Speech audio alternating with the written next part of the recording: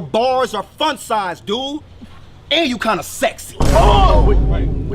Like professional wrestling, but sometimes with actual consequences. 619! The magician, connect! Rap beefs run the gamut, from the goofy to the hardcore. Dangerous you're not, I gets down. Twist your body round and round. And while most rappers keep beefs on the mic, and today's rappers mostly get along, diss tracks and battles are still a fundamental part of hip-hop. So much so that this is the second top 10 video we've made about the topic. Buckle up, Jimbo. This one's a doozy. So strap in, choose your side, and grab your Glock when you see Tupac, because we're about to cover a few more of the top diss tracks of all time. I guarantee that I will spark the brain that will change the world. Eminem and D12, Do Re Mi, Hailie's Revenge. Eminem is known as one of the best lyricists of all time, and also one of the best battle rappers out there, Like the Superman, he's a dentist to aim. as he cut his teeth as an actual battle rapper, Could you point me to the closest nighttime dentist? and famously almost won the Rap Olympics back in the late 90s. However, by the time he got entangled in the 50 Cent Ja Rule beef, he was using drugs relatively heavily, and seemed to take his friendship and business relationship with 50 a Eminem, I'll do anything for him. bit too far by going from this self-deprecating lyrical genius to a lazy, thug-life rapper who talked about guns and beating people up. Despite that though, he still released some good songs during the beef, and Hailie's Revenge was one of them. M has Hailie join him on the beginning of the track, asking her to go grab his Oscar so he can shove it somewhere on Ja Rule. We're gonna shove it up Ja Rule's. And then has D12 and Obi Trice basically eviscerate him. I think I went a little bit different direction. Liking this video so far? Take a second to hit that subscribe button and notification bell. G-Unit, Order of Protection. Bad feeling about this. Before 50 Cent signed with Shady and Aftermath, Ja Rule and his record label Murder Inc. were on top of the world with their objectively lame style of sing-songy rap. Migos, but all them niggas sound the same.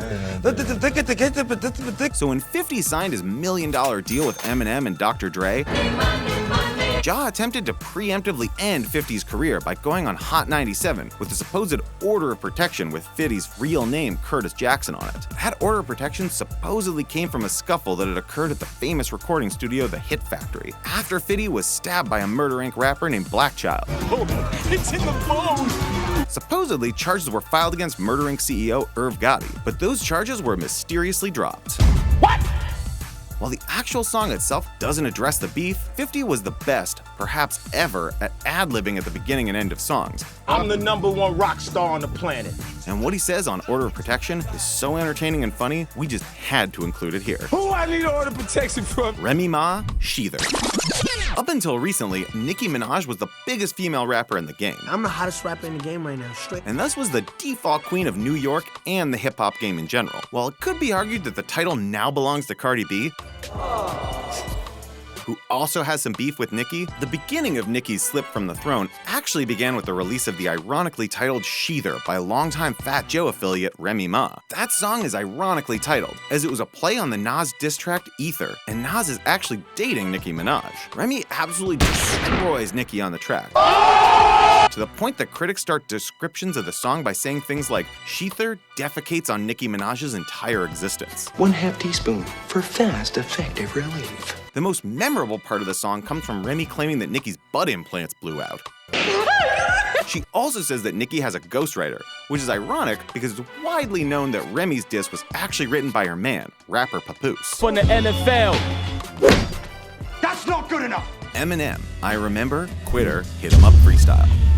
Back in the early aughts, former House of Pain member Everlast basically dissed Eminem for no reason on a Dilated Peoples song titled Eardrums Pop, spitting, Cock my hammer, spit a comment like Hailie. A buck of 380 on ones that act shady. leaving zero doubt that he was going after Eminem. M responded with a trio of songs that were devastating and ended Everlast's comeback career as a singer-songwriter. M mocked Everlast with I Remember, a song that was modeled after Everlast's What It's Like, singing over an acoustic guitar about how Kid Rock and Limp Bizkit ended his comeback, and rapping that he used to be a fan of Everlast, and talking about how he hated on Eminem when they first met because he was white and trying to rap. Slavery for 400 years? For 400 years? That sounds like a choice. The death blow comes when Eminem says, but I am mad at you, I'd hate me if I was you. I'm just what you used to be. Shit, you was me in 92. Ouch. That, plus the jokes about his heart attack, were just so devastating that you almost felt bad for Everlast. No. Eminem, Girls. This song was an extension of the Everlast disses, as Eminem was friends with Fred Durst and the fellas from Limp Bizkit, Now this red cap gets a rap from his critics. and even recorded an unreleased song with them. The problem came from the fact that Limp Bizkit's DJ was a man named DJ Lethal, who used to be part of House of Pain alongside Everlast. They had a falling out, and so Lethal was actually supposed to be on Eminem's diss songs about Everlast. However, for some reason when DJ Lethal was on MTV's TRL, he said that he thought that Everlast would kick Eminem's ass in a fight. Whether or not you believe that, if you're beefing with someone, be careful who you throw under the bus. Eminem's response, Girls, is a lot more serious than his previous Everlast disses, and you can tell that he's actually hurt by the betrayal by the Bizkit guys. Em got the last laugh though,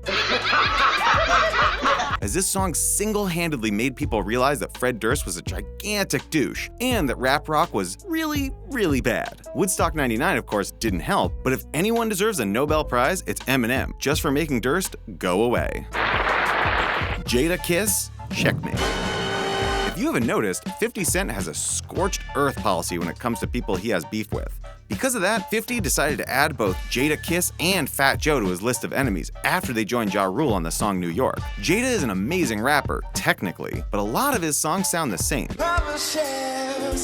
as his flow is technically polished and next level, but he doesn't have enough variety in what he does, especially when it comes to how catchy his songs are or aren't. However, he can battle, and he proved that by going after 50 Cent during peak 50 Cent times. He starts this song by congratulating 50 for selling over 1 million albums in 4 days, but then goes at 50 hard and lands one of the best blows that 50 has ever had by outing him for not even living in New York, but rather Connecticut. 50 responded by pointing out that Jada basically was in the red in terms of what he owed Puff Daddy for his time on Bad Boy as part of the group The Locks. Puffy is a legendary scumbag. What a scumbag. Who basically locked people into these really awful contracts, and because of that, Jada was still beholden to Puffy a full decade after The Locks debuted. 50 asked, laughing, "Now why'd you make me put your business in the street? Even if those streets were in Connecticut, that's still pretty rough."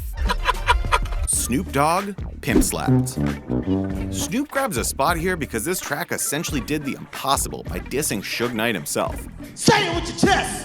That's something that even Eminem or Dr. Dre never did, always blanking out his name even if they weren't saying anything negative about Suge. So it was pretty intense that Snoop dedicated an entire song to Suge, who was still reeling from his time in prison and the downfall of his label after the death of Tupac, Dr. Dre, and Snoop Dogg's departure, and his eventual multiple assassination attempts. Rock, paper, scissor, grenade launcher. While Snoop isn't the best disser out there, or wasn't by 2002 anyway, the fact that he said Suge Knight's a bitch and that's on my life, and is not only still alive but is thriving as a game show host right now, shows that Snoop is gangsta. Hold on. Kendrick Lamar, humble. Kendrick Lamar ends up twice in this video, and while he's such an amazing artist that it might surprise you that he actually engages in diss tracks, he's actually really good at it. So good. Feels so good to me. Case in point is Wicked Cut Humble. The entire song is a subliminal diss towards Big Sean, who basically badmouthed Kendrick for being negative on Control. And if you listen to Big Sean, you'll notice that the chorus, with its repeated use of the word little bitch, is mocking Big Sean's flow and the usage of that word, as well as the words hole up. Kendrick did diss Big Sean on Control as well, so it's not hard to see why Sean would be upset. And while things seemed to die down after Sean stated that he didn't want to get involved in negative things, he did release the song No More Interviews, which was thought of as a diss to Kendrick. Lamar responded with The Heart Part 4 and Humble, where Kendrick refers to Big Sean as Big Pun, due to Sean's usage of dad puns in his songs in lieu of actual metaphors. Got somebody, baby mama, calling me daddy. It's safe to say that Kendrick nearly ended Big Sean with these tracks, without even really naming him. So we'd be surprised if Sean responded, especially since both Sean and Lamar are friends with Eminem, and we're pretty sure he would have put a stop to that. That Demi Lovato song, Make It Stop, please. Drake, back to back. While Drake is still arguably the biggest rapper in the game, there's no denying that his beef with Nicki Minaj's ex-fiancé and Meek Mill really hurt his image. That's gotta hurt! Meek started this beef by openly criticizing the Canadian-born Drake for not writing the lyrics to his own songs, something he claimed to have witnessed firsthand when Drake guested on the song RICO on Mill's second album, Dreams Worth More Than Money. That seemed to have stemmed from the fact that Mill was upset that Drake didn't promote that album on Twitter when it was released, which kinda lets you know, really just in itself, how different the rap game is from its prime in the 90s. Smalls and Junior Mafia, some mark-ass bitches. Tupac's beef with an entire coast was based on the fact that he got shot 5 times while on his way to a New York recording studio. Meek Mill's beef with Drake started because he didn't get a retweet. Either way, Drake's response to Mill ironically had some of the best lyrics and thus writing of any Drake song, a song in which Mill was completely eviscerated. It's been said that Drake was intoxicated while he recorded this gem, which probably doesn't matter, considering he doesn't write his own lyrics in the first place. Kendrick Lamar, Control. When it comes to the current rap game, while there are a lot of legendary rappers like Jay-Z, Nas, Eminem, and Snoop Dogg who are still doing their thing, there really isn't any young rapper in the game that's as beloved as Kendrick Lamar. I love you, little bro. Yet another legendary rapper that's connected to the legendary producer and rapper Dr. Dre, Kendrick has seemingly gotten better with each album he releases, and was even awarded a Pulitzer Prize recently for his most recent album, Damn. Before Damn and most of his Grammys, even before his equally beloved album To Pimp a Butterfly, Lamar guested on Big Sean's Control, and basically let every rapper in the game know where they stood and what his goals were, calling them out by name. While there were a lot of responses to this track, his main point was actually that he really wanted to become the best rapper in the game. And because of the competitive nature of hip-hop, that meant that he was going to have to destroy every other rapper, even those he was friends with. Whoever awoke the sleeping giant that was Kendrick must have immediately regretted it, as the Control verse is widely considered one of the best verses of all time, even if it led to beef with Big Sean himself. We'd never beef with you, or anyone else in this video. You want a piece of me? So go ahead and hit that subscribe button and notification bell, and stick around to check out our other videos.